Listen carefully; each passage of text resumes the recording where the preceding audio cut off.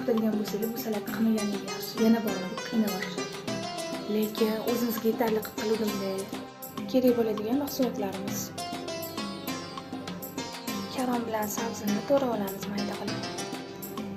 Karom solamiz. Sabzi solamiz. 1 choy qoshiq tuz. Buni endi yaxshilab ezib olamiz. Endi sosini tayyorlaymiz. Endi yarimta limonni olamiz. Katta qoshiqda 1 choy qoshiq yog', zaytun yog'i yaxshilab aralashtiramiz. Mana sosimiz tayyor bo'ldi. Rediska solamiz. Yashil olma solamiz. Endi kashnichi guruch kattaroq qilib to'g'raymiz. Yarim stakan oldindan pishirib olgan no'xatlarimizni solamiz.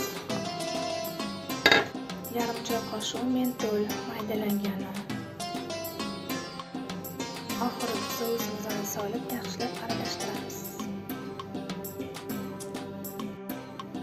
Yoqimli ishtaha hammaga